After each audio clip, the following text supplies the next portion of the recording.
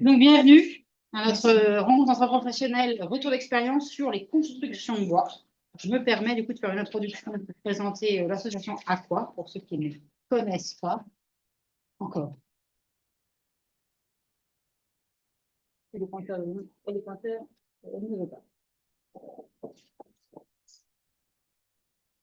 Donc, Aqua, on fête nos 20 ans cette année, et même samedi prochain, j'ai envie de dire, pour ceux qui n'ont pas reçu votre invitation, vous êtes les bienvenus également.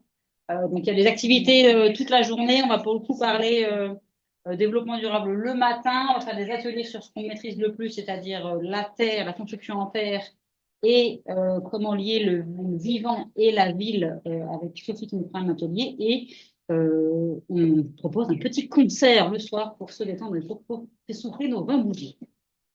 Donc, à quoi c'est quoi aujourd'hui, 2024? Du coup, on a aujourd'hui synthétisé nos actions en 5 grosses thématiques. On fait de la sensibilisation à travers le programme Moiti notamment, où on va aller dans les écoles primaires pour parler des économies d'énergie et de l'architecture bioclimatique. On fait également de l'information. On participe à un réseau, le réseau bâtiment durable et le réseau bâtiment durable intertropical. On fait beaucoup d'échanges, c'est aussi pour ça qu'on est là aujourd'hui, pour animer un petit peu le réseau des professionnels. On organise de la formation grâce à notre organisme de formation Faya Pékin, qui a été fondé l'an dernier en collaboration avec Kuala Faya, pour ceux qui connaissent, qui font l'électrification sur le fleuve. Donc, on peut aujourd'hui proposer des formations pour les professionnels qui sont remboursés par les OPCO. N'hésitez pas à suivre nos informations sur les réseaux ou sur notre site internet. Et on fait de l'accompagnement également à travers le programme SAR ou France Rénov ou Conseil Confort Rénov. Tout ça, c'est des différentes déclinaisons pour le même programme. Donc, c'est un service d'accompagnement à la rénovation énergétique pour les particuliers. Les thèmes qu'on aborde à quoi, hein, vous les voyez ici, vous les connaissez, je pense, tous. L'architecture bioclimatique, on va parler d'éco-matériaux, on va parler d'efficacité énergétique, on va faire des retours d'expérience, de l'information, de la sensibilisation, de la formation. Et ça, on en a déjà parlé. Tout ça pour essayer de retrouver un maximum de confort en réduisant la facture énergétique. Le programme Ombré, c'est un programme phare qu'on fait cette année pour la deuxième fois. Il a déjà eu un premier volet 2020-2022 et là on est sur le deuxième du coup 2023-2025. C'est un programme intertropical qui est piloté par l'AQC. Tout le monde connaît l'AQC, l'Agence Qualité Construction. C'est une association, elle, qui est pilotée par des assureurs et ils font des retours d'expérience vraiment auprès des professionnels pour que tous, ensemble, on monte en compétence sur les pathologies les plus récurrentes dans le bâtiment. Donc, Ombré, c'est le programme inter Outre-mer pour des bâtiments résilients et économes en énergie, où il y a plusieurs volets. Il va y avoir le projet incubateur de projet, où là, ils vont nous financer, que ce soit de la recherche, du développement d'outils ou différents types d'études. Le premier volet, alors, je suis désolée, la qualité d'image n'est pas top, mais il y a eu 10 projets lauréats qui ont du coup pu se tenir et aboutir. Donc, on a fait le Coco, on a regardé un petit peu, on a remis en question le diagramme de. Donc, là, on fait, pardon.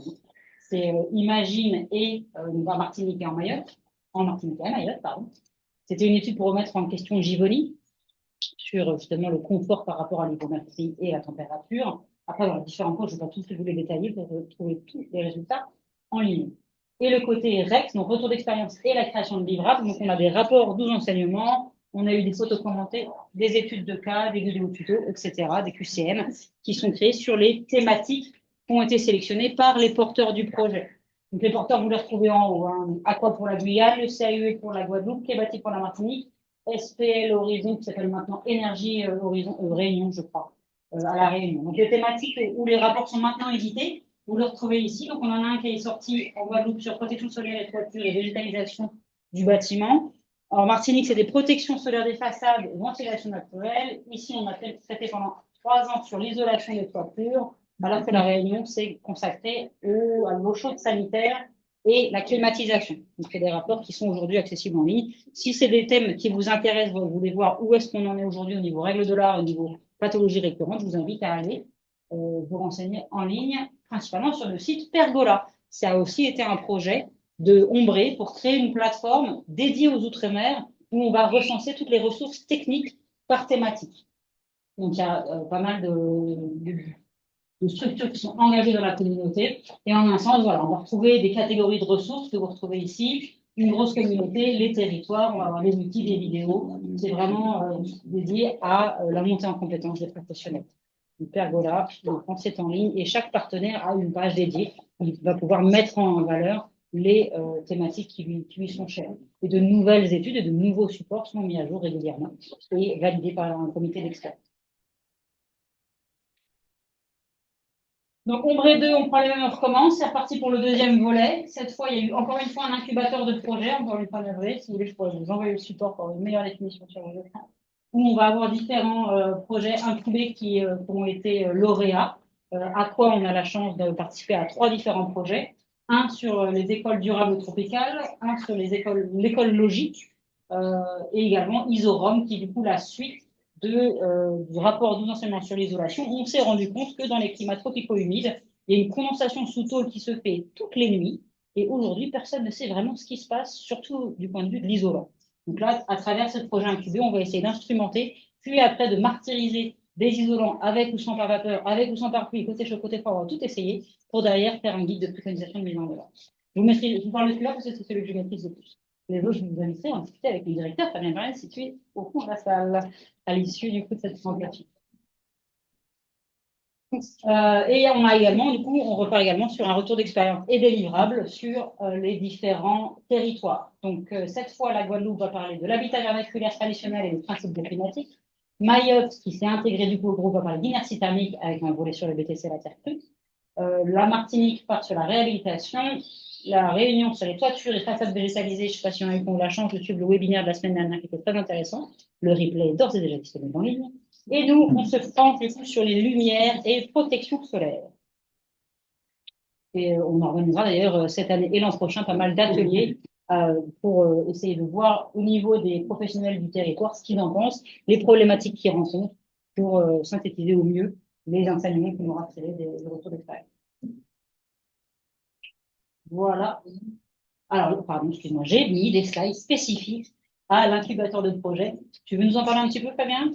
Oui, je peux. Alors, l'école de tropicale, en fait, c'est la déclinaison d'un projet incubé qui a déjà eu lieu à La Réunion sur le précédent financement. Donc là, on est décliné donc, la déclinaison en Guyane avec aussi des déclinaisons aux Antilles et à Mayotte.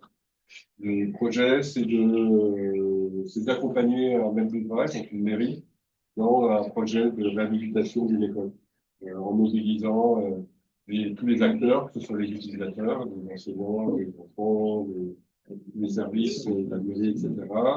Donc, codéfinir le projet, codéfinir les priorités avant même temps, un petit peu avant de consulter le maîtriseur, qui elle aussi participera sur la dernière phase pour parler à quoi donc pas le maîtriseur, c'est pour présenter.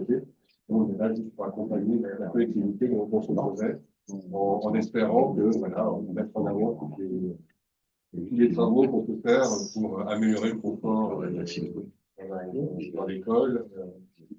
Permettre les surfaces de couverture dégueulasses. Donc, il y aura une école accompagnée cette année.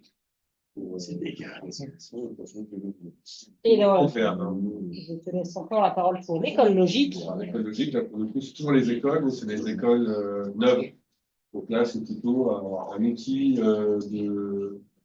d'analyse et d'accompagnement sur les projets neufs pour faire des écoles climatiques en Guyane.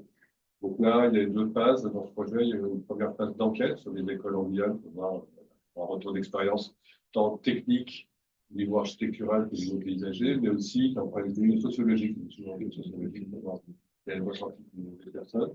Et à partir de ce bilan, on va créer un outil avec des indicateurs qui permettront, dans le maîtrise d'œuvre et maîtrise d'ouvrage, de mieux se rendre compte si les projets proposés ou les réalités correspondent à ce que nous avons. Merci.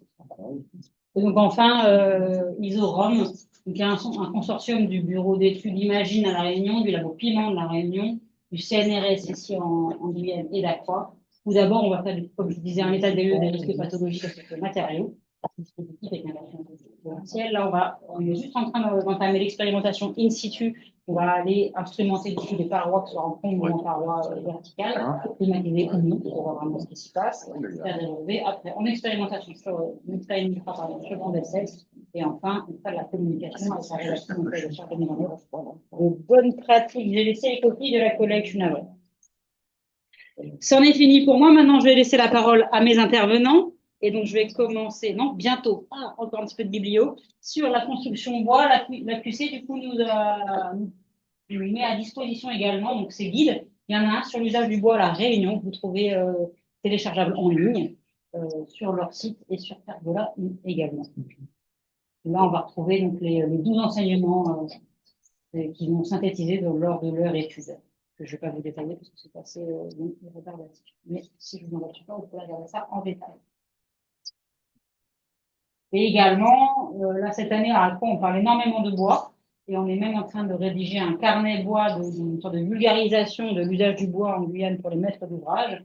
Et je me permets de faire la publicité de cet ouvrage qui est vraiment très, très complet et qui vous permet de facilement vous familiariser avec la thématique. On a également le site internet du CTFBF Guyane qui est très complet, le site de l'Interpro et aussi de l'ONF qui vous permet d'avoir des informations sur la filière et sur les bonnes pratiques d'usage du bois en Guyane. Je vais pouvoir laisser la parole à M. Cotarlarda qui va nous présenter son projet du hall sportif. Alors, je vais commencer par quoi? La vidéo ou le PDF? Le PDF, effectivement. C'est celui-là. Non, c'est pas celui-là.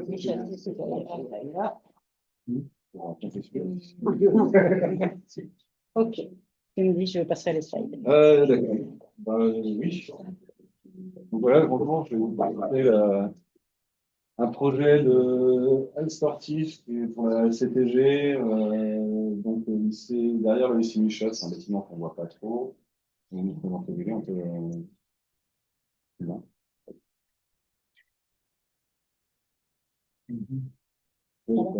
Oui, ouais, non, c'est un peu flou.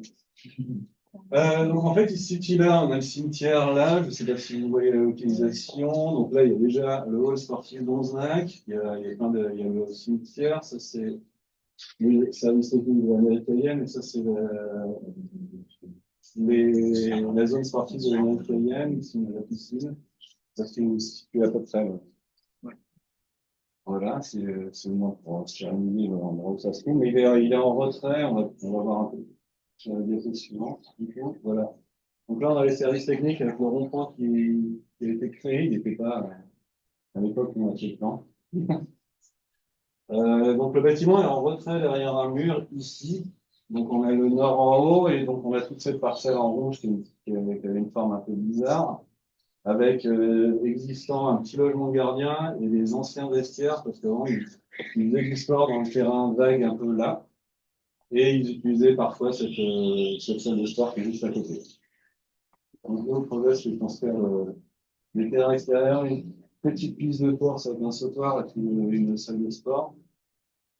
Donc on a essayé d'orienter la salle de manière à pouvoir la ventiler au mieux possible, donc, mais en restant dans la trame urbaine. Donc on est presque orienté nord-sud pour prendre les vents à l'est, légèrement incliné. Donc on voit que on prend les vents sur le côté. Donc c'est assez diapo suivant. Du coup, là on a le plan. Donc on voit que le nord est légèrement à gauche, hein, un peu en haut. Donc le plan est plutôt très simple. Là, on arrive de la partie ouest vers le bas.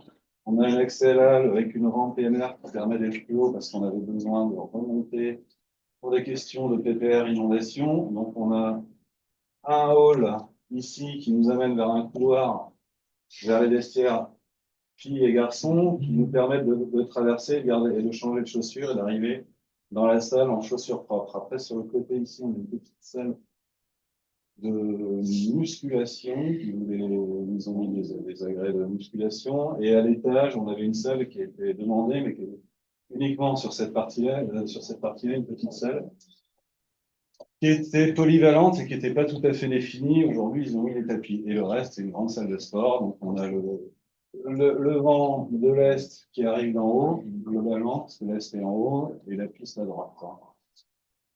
Donc, voilà. D'un point de vue, donc, sur la coupe transversale, on voit que l'Est est à droite. On a toute une partie de dentelle qui permettent à l'air de circuler, enfin, de rentrer, de balayer le bâtiment et de sortir. En fait, La coupe est faite au bon endroit. Mais enfin, l'air traverse même ici à ce niveau-là. Donc, globalement, c'est globalement très ouvert à l'est et à l'ouest. Et sur les pignons, on a créé un système de façade en comme des antennes, des géantes très grandes qui permettent de ventiler les deux pignons. Voilà, donc en fait, la question d'une salle de sport, c'est créer quand même un grand franchissement et franchir une grande portée sans avoir de poteau au milieu pour pouvoir pratiquer une activité sportive. Ce truc ne fonctionne pas. Ouais, c'est bon, c'est bon. Ah. Voilà, et en fait, en termes de structure, en général, plus on a une grande portée, plus la poutre va être épaisse. C'est-à-dire que la hauteur de la poutre, elle est liée à la distance à franchir, de manière générale. Et liée au matériau aussi, parce que si on franchit en béton, ou en métal, ou en bois, c'est pas tout à fait la même chose. Voilà. Donc, l'objectif dans le cas du projet, c'était d'essayer de faire une halle en bois, de préférence en bois massif, local, peu transformé, parce qu'en fait, j'ai mis un petit graphique de l'énergie consommée entre du lamellé collé et du bois massif. Donc, en gros, on voit qu'on est quasiment 3 fois plus d'énergie pour fabriquer du lamellé collé que sur du bois massif. Bonjour. Et donc, en fait, partant de là, en fait, on s'est dit que ce serait bien d'avoir du bois massif local. Déjà, ce serait aussi local. On éviterait tous les risques de termites qui peuvent être liés à l'importation à l'importation de bois et on ferait marcher l'économie locale. Enfin, globalement, on trouvait plein d'avantages. Donc, en fait, on a pensé du coup au charpente de Zollinger. Et il existait à Cayenne un bâtiment qui depuis quelques années n'existe plus. C'était les anciens abattoirs.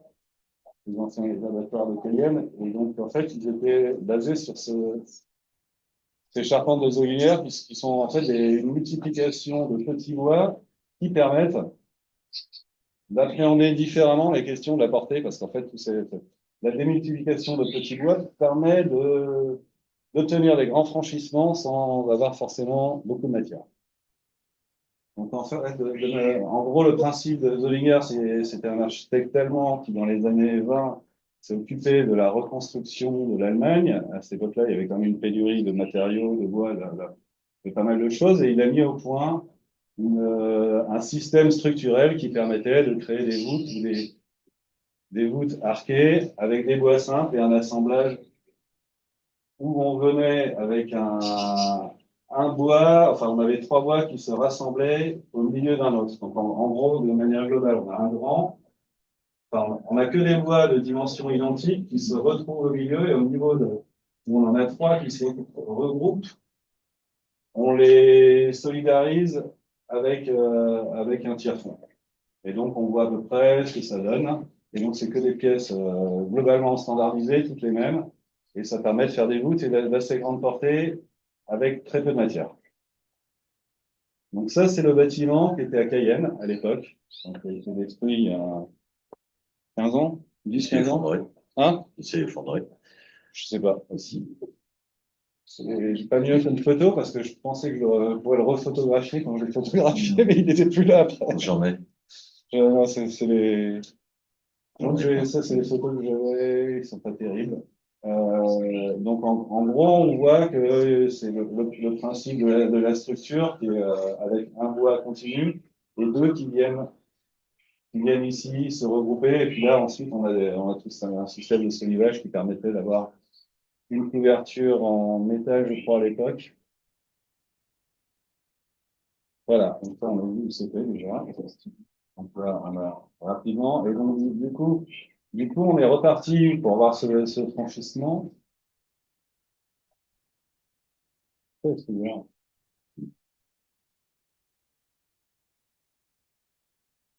Non, il manque un truc là-haut. Voilà. Donc, j'ai un problème de mise à l'échelle qui m'embête. Ouais, c'est pas grave. En gros, non, mais en gros, Donc, voilà, on arrive à porter 32 mètres d'ici à là, avec une structure primaire qui fait 20 cm d'épaisseur, donc qui fait à peine plus que ça. Donc, la structure primaire, on la retrouve là. Donc, c'est une démultiplication de petits morceaux de bois qui nous permet de franchir cette portée avec très peu de matière. Donc, globalement, le maître d'ouvrage, au départ, a eu peur en se disant combien ça va me coûter. Quand il a commencé à avoir un truc pareil, il s'est dit combien ça va me coûter. On a demandé les prix pour pouvoir continuer les études dans ce sens-là et on a eu 3 prix d'entreprise qui nous avaient préchiffré et il a accepté. Parce qu'en fait, ça a l'air impressionnant, mais en fait, on a très peu de matière. Donc, globalement, on arrive à quelque chose de pas très cher. Et donc voilà, on a dû réinterpréter le système initial de Zolinga qu'on avait vu où tout est fixé par tiers-fond, parce qu'aujourd'hui, on a les eurocodes, et donc on doit pouvoir justifier les assemblages. Et donc, les assemblages de l'époque ne pourraient pas se justifier. Donc, en fait, on a des platines en plus par rapport à ce qu'on a vu ici. C'est un peu pixelisé. Et globalement, on a des platines qui viennent en âme dans les bois mais sinon, le système est le même. On a une grande barre au milieu de laquelle viennent se recouper les deux autres et ainsi de suite. Et ça se démultiplie pour former une grande résille. Donc là, donc, globalement, on a recouvert toute la résille, enfin toute la salle de sport avec cette résille. Donc, et on a créé un espèce de système qu'on verra un peu en photo, c'est-à-dire qu'en fait, on a des grandes plaques en polycarbonate qui laissent passer l'air à l'intérieur, mais qui se recouvrent pour éviter d'avoir de l'eau qui s'infiltre. Le seul problème de ce truc-là, c'est que c'était un jeu pour les gamins du quartier à essayer de défoncer les plaques en polycarbonate. On n'a pas prévu. Donc, le jeu, c'est de faire une base dedans, quoi. Donc, il y a pas mal de boss un peu maintenant, je crois, de très longtemps qui se sont allés. Parce que c'est assez haut, déjà, c'est à plus de 3 mètres la première plaque, et donc c'est un peu le jeu. Par contre, en termes de ventilation, ça fonctionne, puisque du coup, l'air rentre par là et c'est complètement ouvert. Je vais le voir un petit peu sur des photos. Donc là, je vous propose quelques photos de chantier, des images, donc pour monter le système, en fait, pour monter la halle, ils ont créé un échafaudage qui allait se déplacer. Donc, ils ont commencé sur un pignon. Et donc, l'échafaudage, on voit ici, mais l'image n'est pas super bonne. Il s'est déplacé. Ça pignon, voilà, c'est ça. Il s'est déplacé et ils ont ramené avec la grue, comme on peut le voir ici, ils ont ramené les éléments et ils ont lancé sur un plan. Quelle entreprise? C'est Senko qui a fait ça. Ouais. Et ils avaient embauché Sébastien pour l'occasion. Donc Sébastien qui était un charpentier, mais qui est meilleur ouvrier de France. Pour l'occasion, et du coup, c'est vrai que c'est toujours sympa les charpentes, pas forcément que celle-là, c'est vrai qu'on a toujours un petit regret de devoir la couvrir après, parce qu'on la voit beaucoup moins. On avait eu des discussions avec le maître d'ouvrage pour la couvrir avec une toile qui aurait été, je pense, lucide, un peu comme un match joli, mais il a refusé. Et le prix était identique, hein, et ça avait été refusé. On trouvait dommage parce qu'en fait, en termes de lumière, on aurait eu quelque chose qui aurait été fantastique et on aurait mis en valeur la charpente. Donc on a trouvé dommage, on a essayé de faire mais ça n'a pas marché. Donc du coup, finalement, elle était recouverte de triplis, d'isolant et d'une membrane, hein. Donc là, on a une petite vue où c'était presque fini.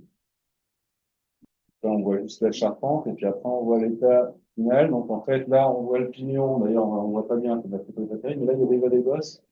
Il commençait à envoyer et donc, en fait, l'air va s'infiltrer dans les creux, là, et rentrer là, et de manière globale, avec l'énorme volume que ça crée à l'intérieur, il fait vraiment pas chaud. Et donc, et l'air passe aussi à travers toutes ces lames en bois qui permettent de ventiler sur toute la longueur la salle. Donc là, notre vue extérieure, je passe rapidement. Donc là, en fait, on voit les trous où l'air rentre. Donc en fait, ça, c'est la même chose que ça. Et donc l'air circule. Et en fait, quand on est à l'étage et qu'on met sa main, on sent que ça crée un tirage. Il y a un espèce d'effet Venturi. Et ça fonctionne, ça ramène de l'air. Donc là, on peut voir une vue intérieure de la charpente avec la couverture et le toit, enfin le- on a une vue un peu plus globale. Ouais, c'est quelques vues, rapidement, je vais pas quelques vues, et ensuite, on va peut-être regarder, parce qu'il y a une petite time-lapse, qui permet de montrer, enfin, ils ont fait un time-lapse pour avoir tout le montage de la charpente, on va voir ça, je crois, en 1 minute 30.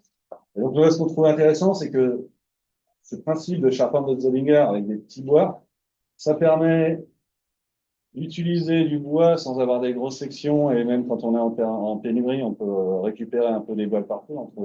On trouvait que c'était plutôt pas mal, et que aujourd'hui, en fait, avec les systèmes informatiques, les solutions informatiques qu'on a, et parce que nous, on avait fait modéliser la charpente en paramétrique par le bureau d'études structure pour définir les formes et pour voir quelle forme rentrait pour faire rentrer les différentes aires de jeu et les volumes des aires de jeu en fonction de leur hauteur. Donc, en fait, ils ont monté le volume en paramétrique, et puis nous, on a pu leur demander de modifier, puisque du coup, c'est des systèmes qui, avec l'informatique aujourd'hui, pourraient permettre d'aller beaucoup plus vite. Et puis après, tout est taillé plutôt en machine, c'est tout le temps les mêmes pièces, donc c'est quelque chose qui peut aller vite.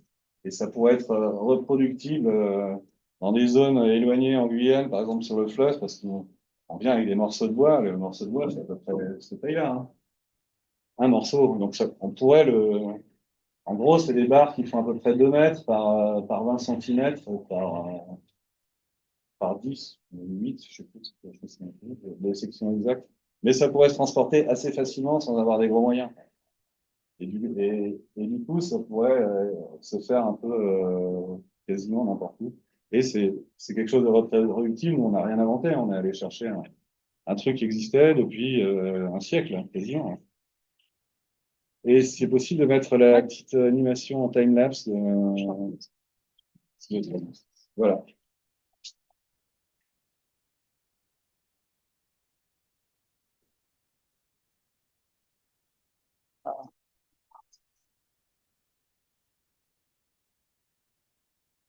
Donc la vidéo a été faite par Semco, en fait.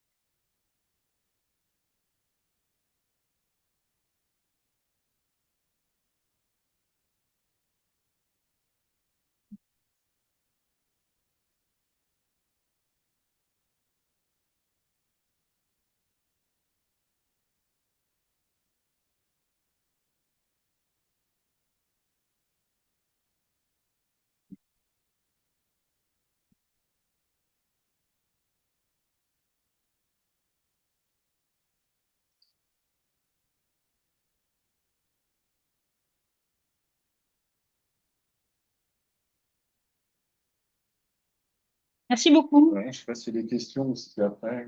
Euh, Les travaux, c'était. Pardon? La durée des travaux. C'était plus long que j'aurais espéré. c'est souvent la réponse, hein. Alors, c'est en plein Covid. Donc, on a eu ça aussi.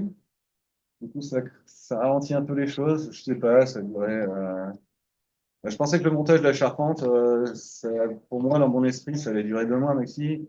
Ça a dû en durer 4, je pense. 4 ou... Est-ce que tout était préfabriqué?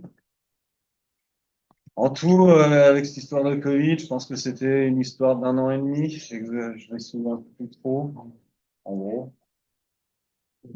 C'est super rapide à monter avec Et ça va vite, la hein. machine roulante. Et Ça qui monte par travers. Et c'est pas, en fait, c'est pas quelque chose de cher, en fait, en termes de construction, parce qu'il y a vraiment pas beaucoup de matière. Quel essence de bois? Essentiellement de l'angélique pour la structure primaire. Ok. Le bois est traité, le bois, non? Non. Il est naturel, entièrement naturel? Ouais. C'est vrai que vu de... C'est pas ça, hein?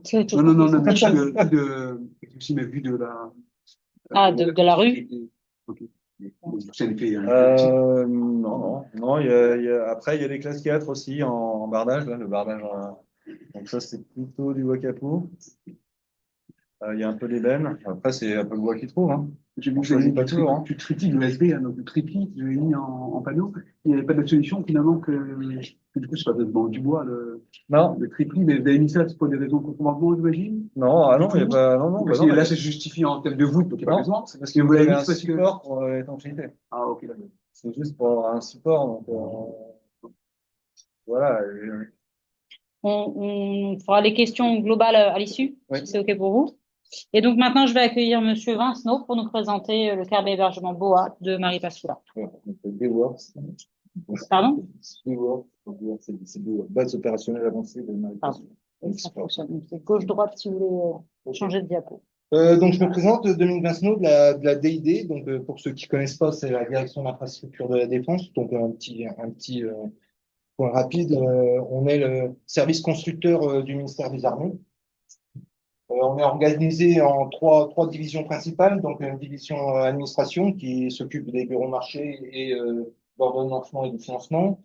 La DGP, direction gestion du patrimoine, donc qui s'occupe plus euh, de la maintenance des infrastructures existantes, et la direction projet dont nous faisons partie, qui s'occupe de tous les nouveaux projets, avec un pôle maîtrise d'œuvre. Donc Monsieur Dumont ici présent est le responsable, et moi qui travaille au niveau de la conduite d'opération, donc la maîtrise d'ouvrage.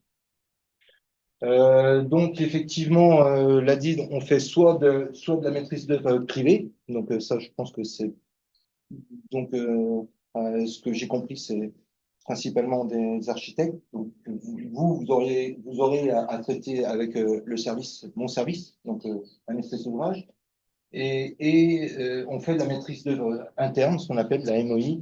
Donc ça, c'est les services de Monsieur Dumont qui s'en occupent. Donc le bureau, le carbet de la base avancée opérationnelle, la BOA, base opérationnelle avancée de Marie Passoula, a été faite en maîtrise d'œuvre. Ça, c'est un choix qu'on fait en interne. Voilà, suivant la disponibilité, les ressources qu'on a, on privilégie soit la maîtrise d'œuvre interne, soit la maîtrise d'œuvre privée.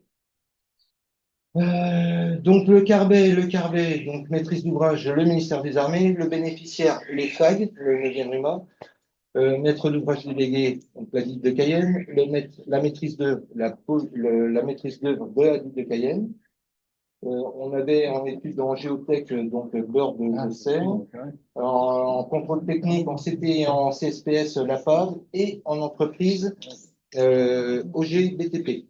Donc, je vous ai pas fait une présentation de la base géographique de Marie Passoula, parce que je me suis dit, bon, je ne vais pas vous faire l'affront de vous situer Marie Passoula, sauf que mon collègue qui vient d'arriver de La Réunion me dit, c'est où Marie Passoula? Bon, voilà. Donc Marie Passoula, c'est à 1 heure d'avion, quand il y a des avions de Cayenne, et en gros, entre une à 2 journées de pirogue depuis Saint-Laurent. Donc le montant des travaux, 2,6 millions pour un carbet de 900 mètres carrés, avec des travaux de 20 mois. Donc la durée des travaux, c'est pareil, on n'était pas en Covid, mais on a contractualisé les marchés juste avant la saison des pluies. Voilà. On a eu des soucis, l'aéroport a été refait à Marie Passoula, des soucis avec le transporteur aérien civil, on va dire. Voilà, donc c'était compliqué.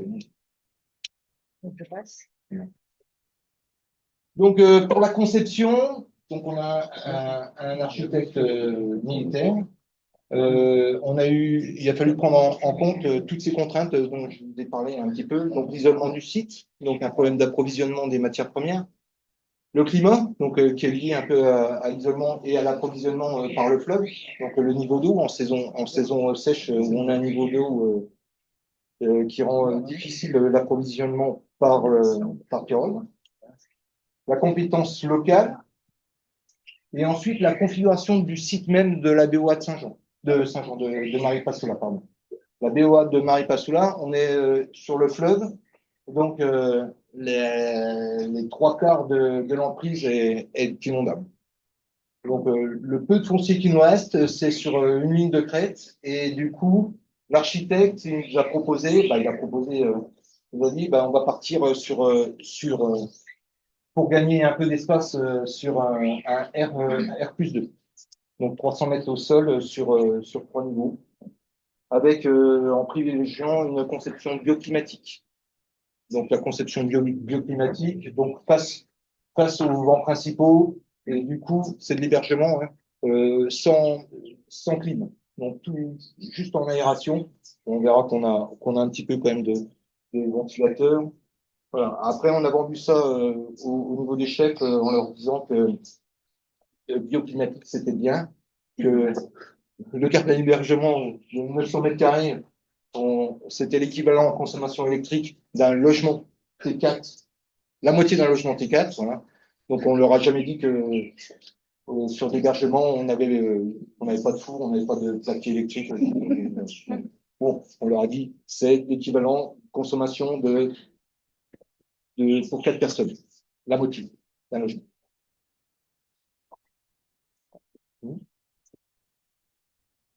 Donc du coup, le choix du bois, c'était une évidence sur Maripasoula.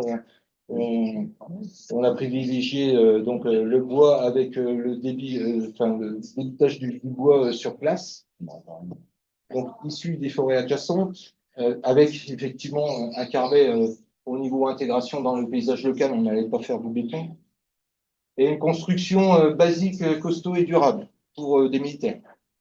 Voilà, donc c'est ce qu'il faut. Le rétex. Donc sur ce type de construction, pas de réel inconvénient lié au type de matériaux utilisés. On a eu des problèmes donc liés à l'isolement.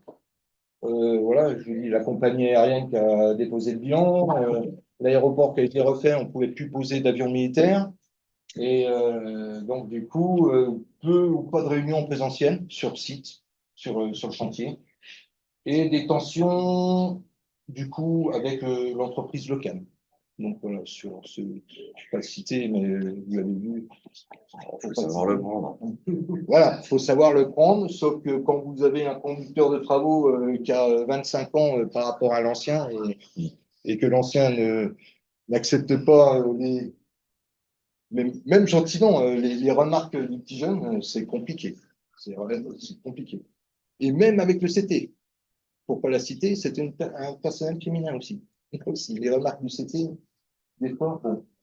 Alors maintenant, effectivement, il a son caractère. Par contre, au niveau le résultat, enchanté de résultat. Voilà. On a une petite vidéo, après on montrera la vidéo. Le résultat est vraiment à la hauteur de nos attentes. Il n'y a vraiment rien à redire. Alors là, j'ai triché un petit peu, je ne vous ai pas montré. Le rez-de-chaussée, on l'a fait en béton branché, parce que c'est salle d'eau. Après, voilà, c'est. Moi, vous pas.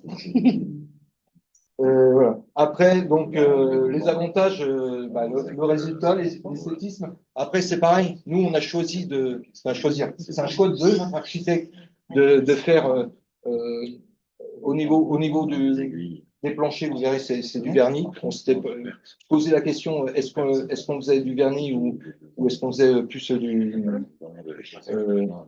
du saturateur? En connaissant les occupants, on s'est dit, on va rester sur du vernis. Et après, voilà. Après, c'est un choix, on a toute la durée. Ensuite, donc, délai de construction, 20 mois, c'est ce que je vous ai dit, ça peut paraître un petit peu long. Je pense qu'on aurait pu diminuer de pratiquement entre 4 et 6 mois. Mais effectivement, on a notifié juste avant la saison des pluies. Voilà, et, il y a eu des soucis d'avion, d'aéroport. Et en plus, on avait eu, c'est en 2022, du coup, hein, 2022, fin 2022, on a eu une saison des pluies assez violente. Voilà, voilà. Satisfaction des utilisateurs. Là, c'est pareil, si vous voulez, quand vous avez des utilisateurs qui dorment dans des hamacs militaires pendant 3 mois, vous leur donnez des chambres avec des lits, ne serait-ce que ça, voilà, ils sont contents. Donc, la satisfaction des utilisateurs, c'est pareil. Bien que, donc, juste un petit point sur les utilisateurs, je vous en ai pas parlé, c'est des gens qui viennent de métropole pendant 4 mois. Donc, c'est une compagnie de régiment qui se trouve un peu partout en France, donc qui tourne pendant 4 mois. Sur ces 4 mois, donc ils passent 4 mois à Maripasoula. Maripasoula, c'est la base arrière, c'est là où ils se reposent. Base arrière, base logistique, avant de partir 3 ou 4 semaines en forêt.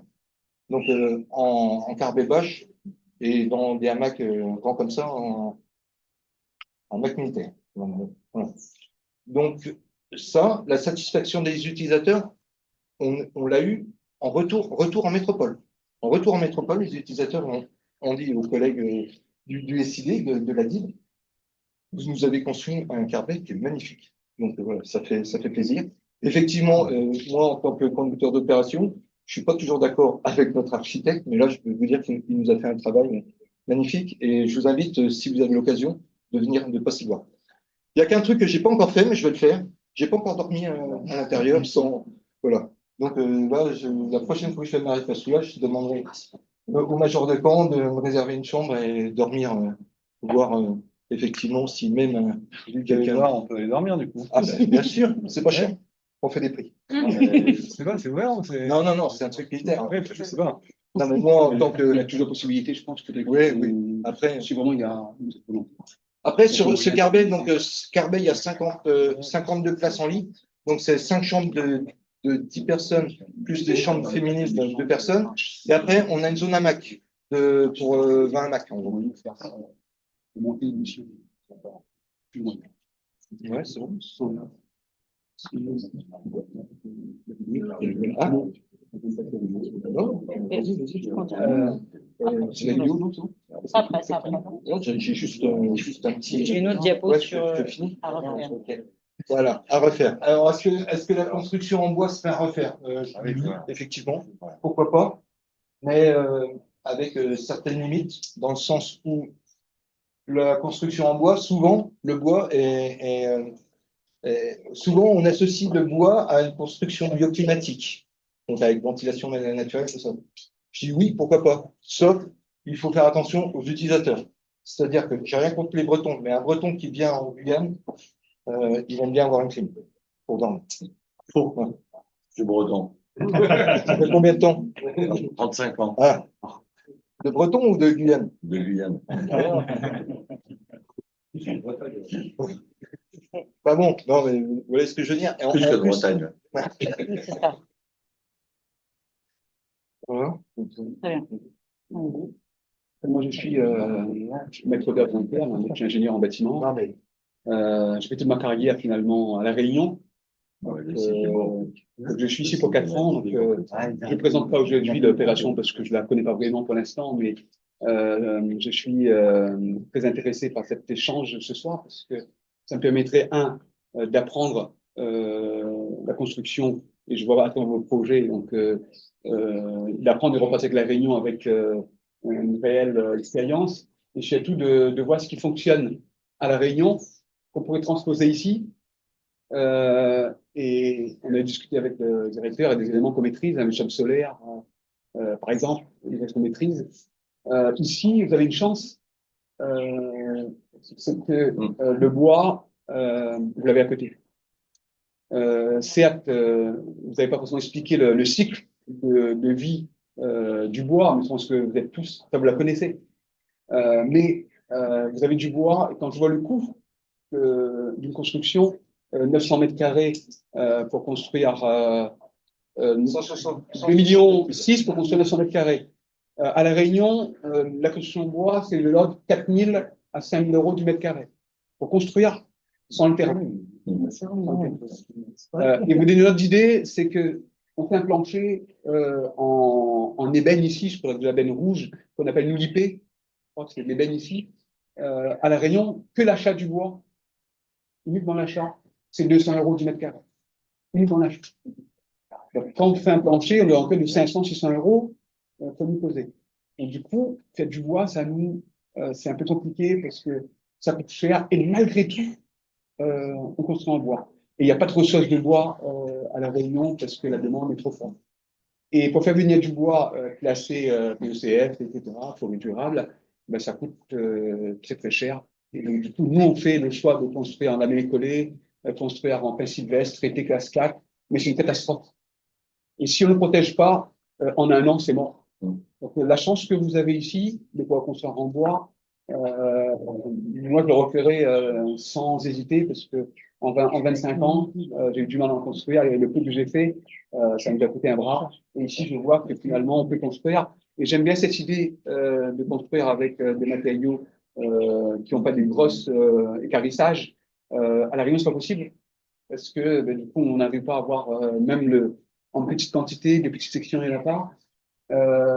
C'est vrai que nous, on a fait l'option de ne pas utiliser un système plutôt de petites voûtes, qui nous a permis également de passer des petites sections, parce que la petite section, ça marche que dans le système de voûte.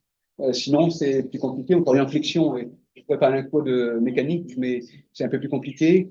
Donc moi, je serais à cœur, si nous avons possibilité de nous échanger avec les auditeurs qui sont ou auditrices, maîtres d'œuvre ou architectes, donc ce serait bien connu du ministère des Armées. Je ne sais pas s'il y a des échanges. Là aujourd'hui, nous sommes invités par vous. Si ça s'est jamais fait, c'est peut-être l'occasion effectivement d'avoir des échanges entre nous et vous, les maîtres d'œuvre internes et maîtres d'œuvre privés. Merci Juste une petite par rapport à la présentation que vous avez faite en entrée, là, en introduction. Il faut savoir que on a mis au niveau isolation un isolant mince avec un pare-vapeur et puis Ah ouais? voilà, donc D'accord. voilà, on peut avoir un réflexe sur On peut dire une petite sur ouais, comment ça vieillit. Ok. En sachant qu'à La Réunion, on bannit on bannit l'isolant mince. Eh bien oui, ici aussi. On bannit l'isolant mince, mais c'est un autre sujet, c'est pas aujourd'hui le sujet. On bannit l'isolant mince. À La Réunion, vous avez vu, on a travaillé beaucoup sur la ventilation également, avec l'université, le tampon, avec des chercheurs, des élèves en doctorat. Le doctorat, donc du coup, on a un gros appui. Donc nous avons une grande expérience, nous avons beaucoup de guides. Nous avons un guide qui s'appelle Pérenne, qui donne beaucoup d'exemples et un process à suivre. L'avantage ici, c'est que vous avez des bois naturellement classés en classe 3. Si je différencie la classe d'environnement d'emploi et la résistance du bois aux attaques d'insectes xylophages, par exemple. C'est vraiment deux notions complètement différentes. Mais néanmoins, vous avez des bois classe 3, donc qui peuvent se mettre à l'extérieur, protégés, en charpente intérieure, sans traitement. Vous avez des bois classe 4 qui peuvent se mettre en imagé, en fondation. Et ça, c'est une chance. Donc, je ne sais pas si c'est des bois d'ici sont naturellement traités contre des termites. Traitement durable. Vous avez un traitement durable, mais ça, c'est une chance parce que du coup, il n'y a pas de traitement à faire. Utiliser le bois brut. Nous, ce qu'on va faire, c'est qu'on prévoit d'instrumenter ce bâtiment, puisqu'on n'a pas fait de modèle numérique. On n'a pas su limer un modèle numérique pour vérifier si le fonctionnement thermique est quel gain nous en tirons d'un modèle thermique, un modèle numérique. Et du coup, on va l'instrumenter. Donc, on mettra des capteurs. Je suis avec mes capteurs. On mettra des capteurs intérieurs qui va relever un certain temps la température, l'hygrométrie. On va le mettre dans tous les étages, au rez-de-chaussée. Également un capteur à l'extérieur pour comparer et toute l'année vérifier si effectivement, sans climatisation, nous avons des brasseurs d'air. Donc à un moment, ils seront coupés, il y a des moments, ils seront mis, et vérifier si la solution que nous avons étudiée, si dans le temps, ça dure, et que ça respecte bien notre idée de départ. Merci beaucoup. On va pouvoir regarder maintenant la petite vidéo.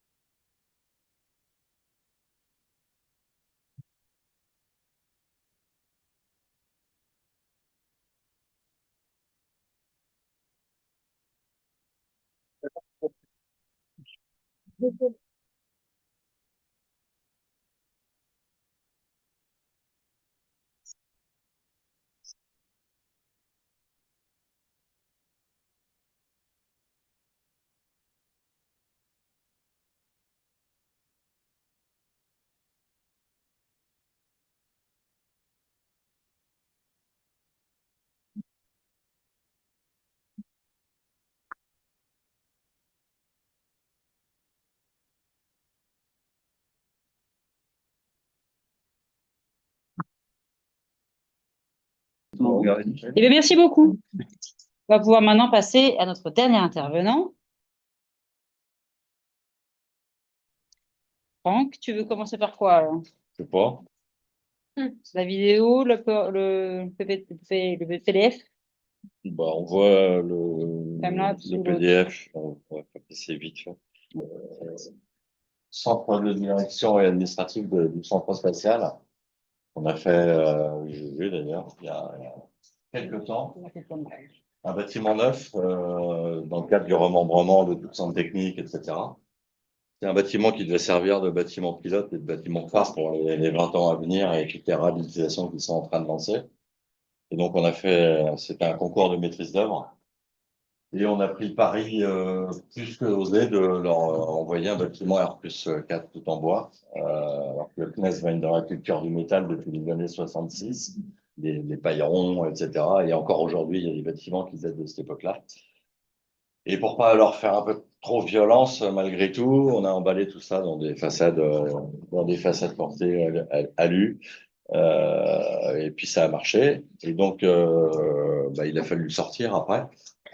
Et donc, on a énormément d'innovation dans le projet, parce que déjà, en R+4 comme ça, il n'y en avait pas. On a fait qualifier avec le Centre technique du bois les systèmes de plancher collaborants Solivium qui ont été développés, qu'on avait fait sur d'autres projets déjà, mais qu'on a fait réaliser et tester avec des essences locales. Donc, on a fait tous les essais de feu, les essais acoustiques, les essais mécaniques. Et je peux vous assurer qu'il faut envoyer en métropole 500 pièces pour le casser, etc., uniforme, etc. Donc, ça a été un vrai combat pour sortir ces trucs qui sont maintenant validés et qui ont été acceptés. J'y vais, j'ai un milieu. Toujours pas centré, mais je vais passer sur tout ça. Donc, c'est un bâtiment qui est ici, qui est tout neuf, au centre technique. Donc, la culture du métal du CNES, qu'on connaît bien. Et le bâtiment final, donc ça n'a pas l'air comme ça, mais qui est tout en bois. Plancher sec, en fait. Donc, chantier super rapide, rapide à monter. Je vous passe rapidement toute la démarche QA, photovoltaïque en toiture, récupération d'eau de pluie initialement qui ont été supprimées. On cochait un petit peu toutes les cases, parce que le bois, il coche 10 des 14 cases de fumée. Bâtiment climatique, pareil, analyse habituelle des projets, je passe dessus. On avait des terrasses végétalisées qui ont été supprimées. Donc, soubassement béton, pareil. On a malheureusement terrain avec 15 mètres de pieux, un grand amphi de 100 places et essentiellement du bureau. Donc, toujours très tramé, orienté en fonction de la courbe solaire. On a mis le paquet sur les brises soleil à tous les niveaux. On a tout passé au crible.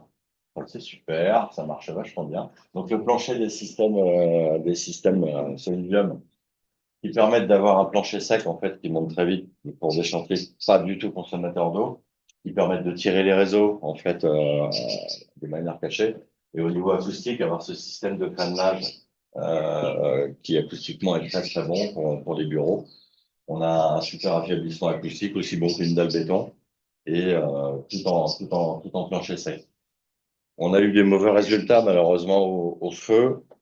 Enfin mauvais, c'est passé quand même, qui ont été faits au FCBA. Le problème, c'est que les essais d'origine, la conception suisse a été faite par CBT, CBT à Lausanne. Et les tests ont été faits en Belgique et eux, ils font les tests au feu à l'horizontale. Et ce qui est le propre de ce type de structure, après, quand ça brûle, c'est qu'en fait, le feu, quand il se développe, il brûle tout l'oxygène qui est dans les alvéoles et il s'éteint tout seul, en fait. Et donc, ils ont eu un classement M1 avec des essais feu à l'horizontale, alors que nous, on les a testés à la verticale et on est resté M3. Donc ça, c'est des aberrations de la réglementation européenne où là, contrairement aux Eurocode 5, ils font des essais d'un côté et des essais de l'autre qui sont pas homogènes. Mais bon, on va pas s'étendre là-dessus. Voilà. C'est bon.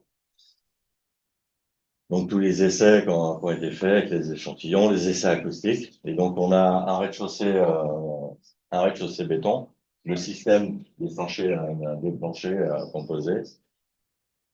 Et donc le bâtiment R+3, tout bois, ossature bois et plancher bois sur le truc. Avec un habillage des façades avec des systèmes de brise solaire où on a calculé pour qu'il n'y ait aucun ensoleillement en fait toute l'année. Un maximum d'éclairement dans tous les bureaux en faisant attention aux différents trucs. Retour d'expérience, on avait des jardinières en bout de coursive. Enfin, il était très végétalisé, ils ont tout supprimé. Et ils commencent à le remettre. Parce que, enfin, je vous montrerai à l'intérieur, mais toutes les couloirs, les coursives, les bureaux, on avait énormément de zones végétalisées pour le verdissement des bureaux qui fait énormément de bien au moral. Et ils reviennent un petit peu sur ce qu'ils ont supprimé à l'époque, parce qu'on avait toutes les petites terrasses qui étaient végétalisées. Et donc c'est un système d'aiguilles verticales de façade porteuse. Je sais plus. En fait, c'est d'un seul tenant sur les 3 niveaux, etc. On a, alors j'ai pas les retours de consommation, mais dernière fois que je suis allé, a priori, ils étaient en positif vis-à-vis de la production qu'on a en toiture. J'ai eu un peu des doutes, mais parce que là, on est raccordé sur il y a une seule centrale pour les 14 bâtiments du centre technique. Elle a 10 km. Qui avait été une très bonne expérience d'ailleurs, parce c'est un seul groupe qui alimente tous les 14 bâtiments, dont l'assemblage satellite, machin. Et au premier coup de pelle, on a cassé la cana. 14 jours sans clim au CNES, commande en avion, des pièces dans le champ. Nous avait dit, attention, on a plein de réseaux, on avait bien blindé les entreprises. Et au premier coup de pelle, boum. Donc ça, je vais vous passer le film après, vous allez voir. Donc on a tout ce système de plafond avec tous les réseaux dedans, dans les couloirs, dans les bureaux. Et tout ossature bois sur 3 niveaux. La petite toiture, on avait un système on a un grand atrium en fait central pour venir éclairer. Et ils apprécient énormément maintenant de pouvoir, dans les anciens bureaux, ils ont leur couloir sur 50 mètres avec les bureaux à gauche et les bureaux à droite. Et là, ils ont retrouvé du dialogue entre services par le biais de cet atrium central où on a tous les escaliers qui montent. Et ça leur plaît énormément. Avec les petites cafettes, les salles de réunion. Je vais vous passer le film et l'amphi. Et la Voie lactée. C'est pas beau, ça. Ils ont un bon service optique au CNES, hein.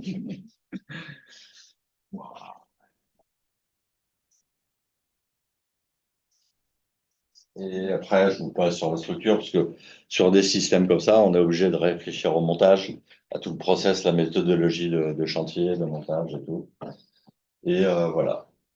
Et on peut passer il y a un petit time-lapse aussi, si les chantiers allaient aussi vite. On parlera des retours. Mais, il y a quelques retours.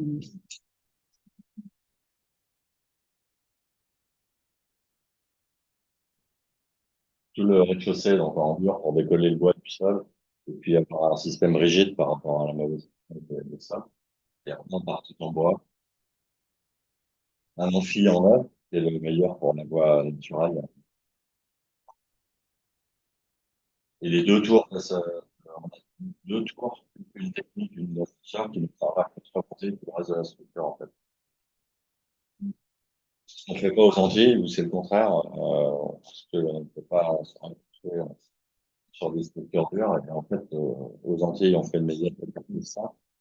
Là, on a accroché l'ascenseur sur notre structure. Non, ça, c'est pas il faut fonctionner dans les radicalement différents. Donc, tout ça pour bois, plancher bois, et cet habillage de façade, pas l'habillage des bracelets.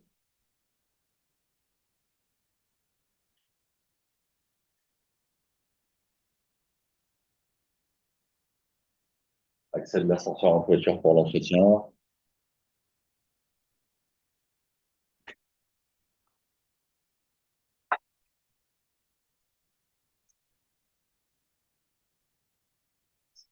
Ils ont pris un peu de retard pendant le chantier, donc on s'est mangé une saison des pluies sur tous les planchers bois qui étaient montés.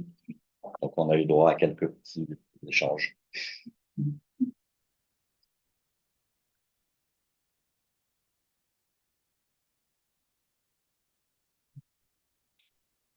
Ah, et d'autres vidéos, c'est le petit film qui fait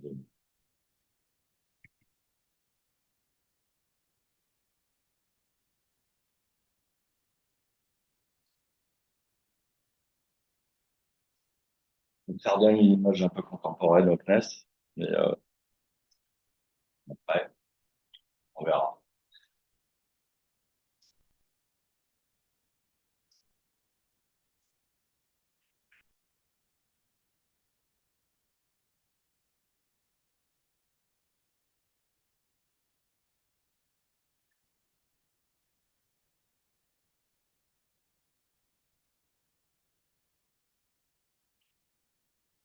Il n'y a que les bureaux qui vont être bougés, tout le reste est en surface. On va avoir un bon tampon, en fait, quand on va pas pouvoir. Mobilier de manchot, c'est vache.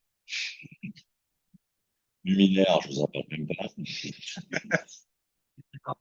J'en ai fait une fois dans ma vie.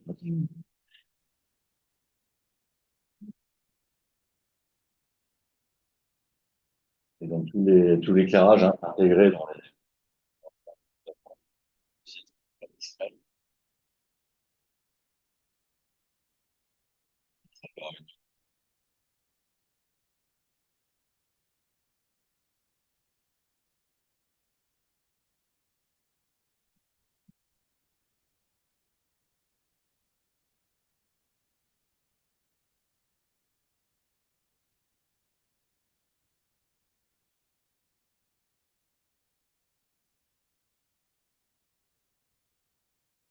bureaux très lumineux.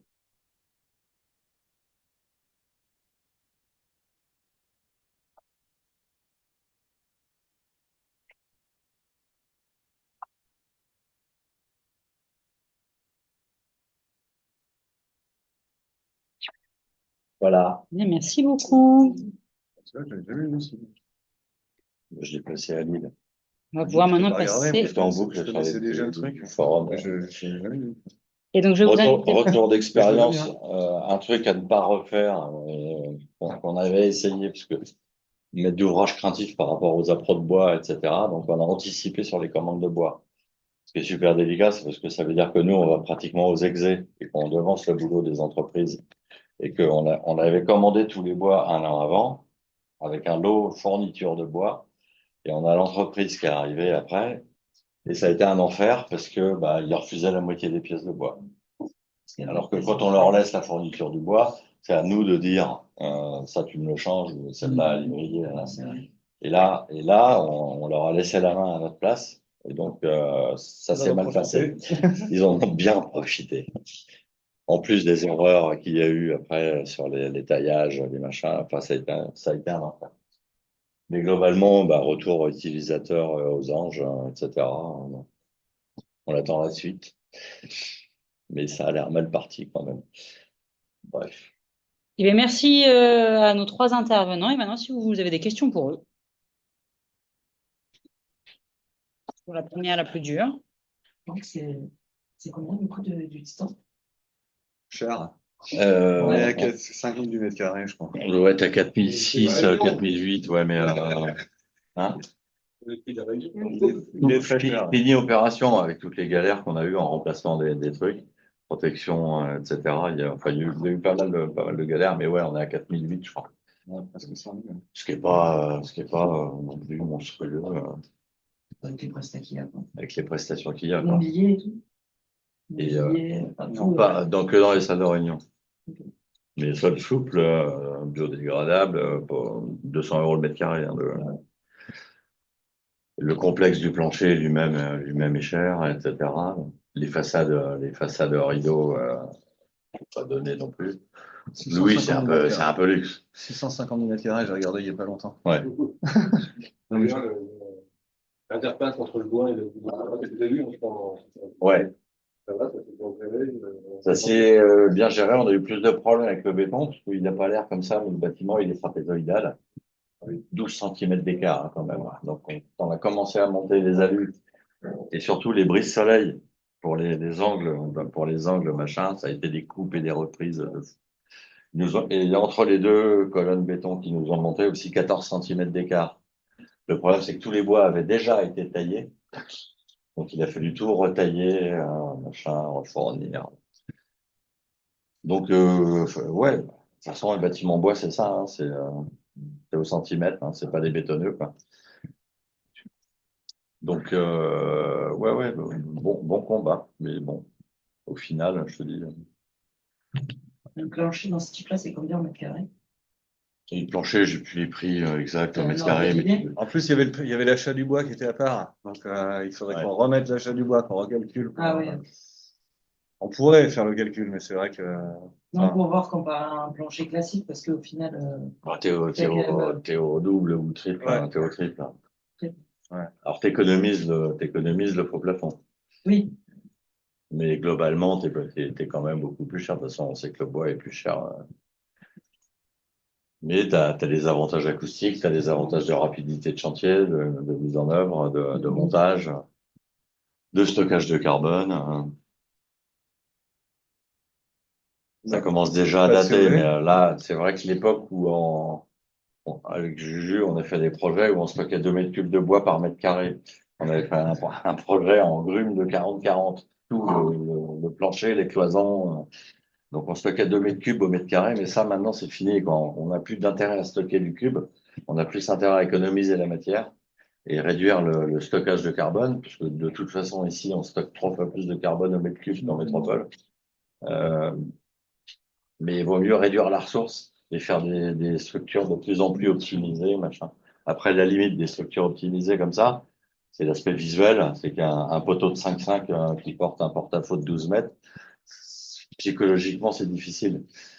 Donc, faut trouver des structures intelligentes. Là, la portée du gymnase, elle est bien, pareil. Mais on a fait une passerelle piétonne à Saint-Joseph, pareil, 38 mètres de portée, qui fait 30 cm d'épaisseur. Mais là, avec du monde dessus, quoi, avec des piétons. Donc, on peut trouver maintenant des trucs hyper optimisés. C'est 2000 heures de calcul. C'est des calculs en éléments finis. Il faut des bons bureaux d'études. Mais, et on a été obligé d'abandonner à cause d'un ABF que je ne citerai pas. Mais je désespère pas qu'elle ressorte un jour. J'ai pas vu de photo. On en parle. Et on a fait la maquette, j'avais fait la maquette avec les étudiants à l'université. Et donc, on a une maquette de 2,50 m qui confirme que ça tient bien. Un système de clés. Bon, on en a fait quelques-unes comme ça. Dans le même système que la sapine roulante de Juju. On avait fait la nappe 3D courbe du plateau sportif des Bouées aussi. La première nappe courbe 3D faite. La quantité de bois par an par rapport à la quantité de bois mise en œuvre est peu faible. Est-ce que c'est un choix du maître d'ouvrage? Ben, je vous dis, c'est parce qu'on voulait pas leur faire violence trop d'un coup. Donc, on leur a vendu un projet alu et vert avec un corps de bois. Mais à l'intérieur, c'est hyper présent. Les essences de bois, vous avez pu mixer un peu On a essayé de diversifier au maximum, mais tu as 80% de la production de toute façon en Guyane qui est en angélique, donc la plupart c'est angélique.